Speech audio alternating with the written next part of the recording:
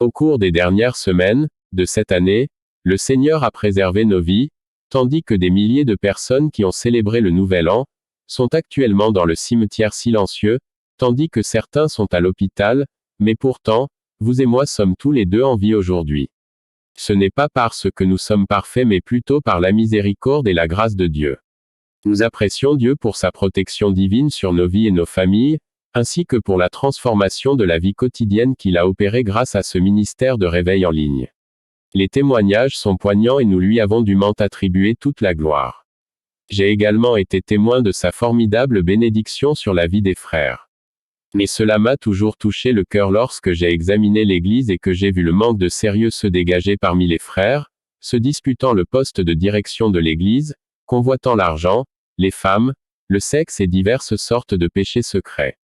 Cela pousse toujours au découragement parce que l'Église n'est pas encore prête pour l'enlèvement et que la plupart des frères ne se soucient pas du repentir et du danger de leur âme après la mort.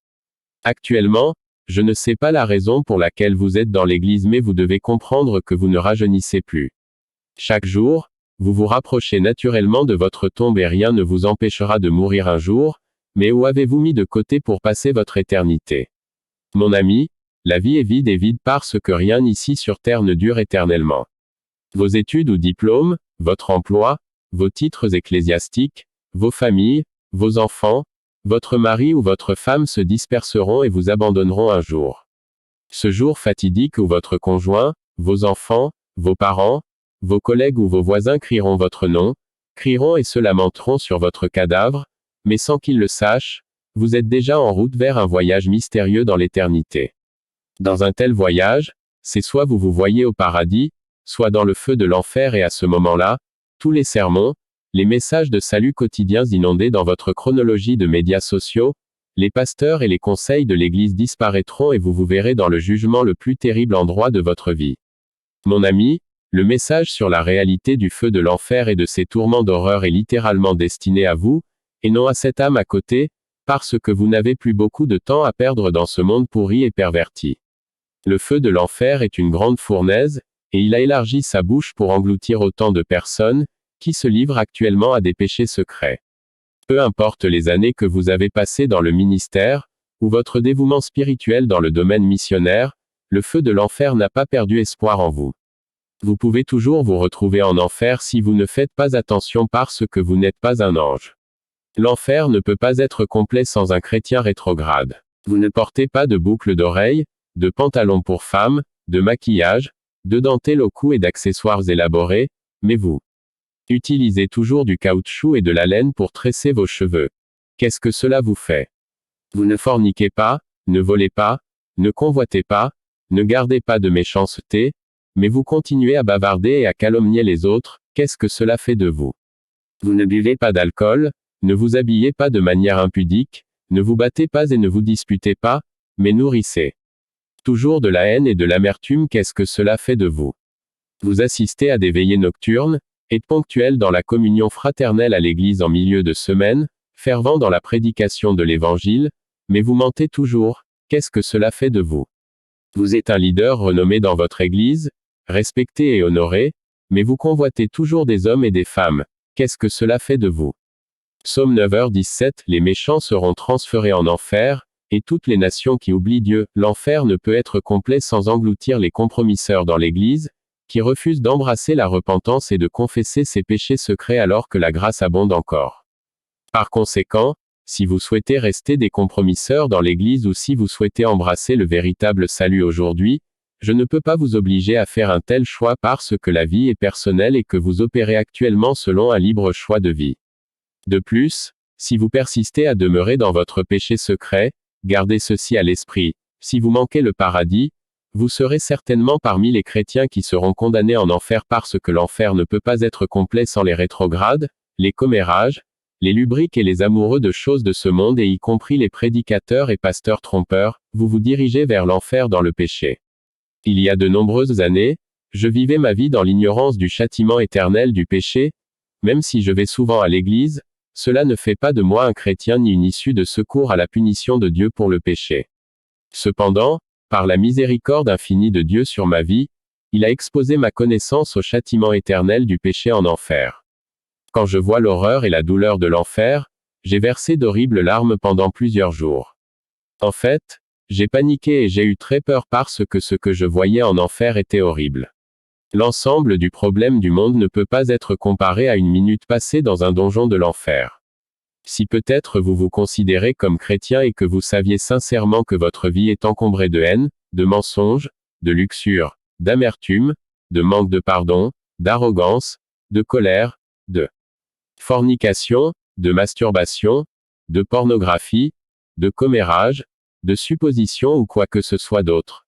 Votre point faible. Mon ami, si vous avez refusé de confesser tous ces péchés et embrasser la pureté de cœur, vous serez parmi ceux qui verseront de terribles larmes de regret en enfer. Apocalypse 21/8 Mais pour les craintifs, les incrédules, les abominables, les meurtriers, les impudiques, les enchanteurs, les idolâtres et tous les menteurs, leur part sera dans les temps ardents de feu et de soufre, ce qui est la seconde mort. La réalité du feu et du tourment de l'enfer. L'enfer est un état de perte et de malheur. C'est la destination d'un esprit sombre.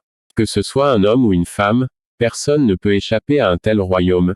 Une fois que vous entrez, vous êtes condamné pour toujours. L'enfer est un lieu de larmes et de confusion, de faim, de soif et de chaleur brûlante qui entraînent des souffrances indicibles. C'est un endroit où les êtres humains sont entassés. L'enfer est rempli de vomissements et de corps difformes. C'est un endroit où les âmes humaines ont connu une régénération ou une renaissance des millions de fois chaque jour. La douleur est horrible et la souffrance est infinie. En enfer, il n'y a pas de pitié, pas de lumière, pas de nourriture, pas d'eau, pas de miséricorde ou de compassion de Dieu. En enfer, il n'y a pas de seconde chance. En enfer, vous êtes seul et abandonné. Votre famille vous radiera sur terre pendant que vous continuez à ressentir une douleur atroce et horrible pour l'éternité et si vous refusez d'abandonner tout ce péché dans votre vie, vous vous y rendrez sûrement très bientôt. Une âme perdue parle de l'enfer, nos misères dans ce donjon infernal sont de deux sortes. Celles que nous avons perdues et celles que nous souffrons.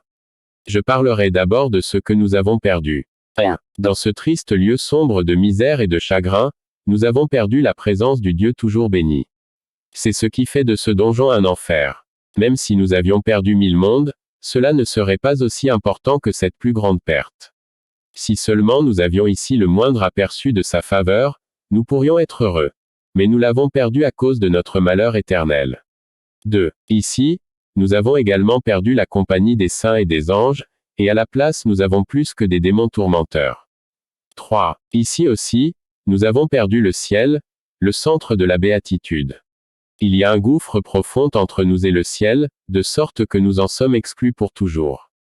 Ces portes éternelles qui laissent entrer au ciel les rachetés nous sont désormais fermées pour toujours. 4. Pour aggraver encore davantage notre misère, nous avons perdu l'espoir d'obtenir un jour une meilleure condition. Cela nous rend vraiment désespérés.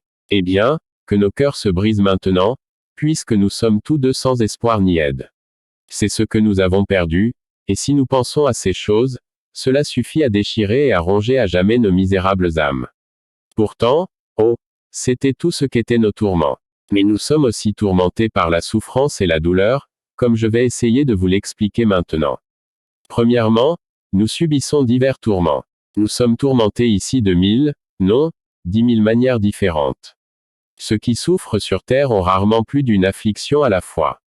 Mais s'ils avaient à la fois des ulcères, des calculs biliaires, des maux de tête et de la fièvre, ne penseraient-ils pas qu'ils sont très malheureux? Pourtant, tout cela ensemble n'est qu'une piqûre de puce comparée aux douleurs intolérables et aiguës que nous endurons.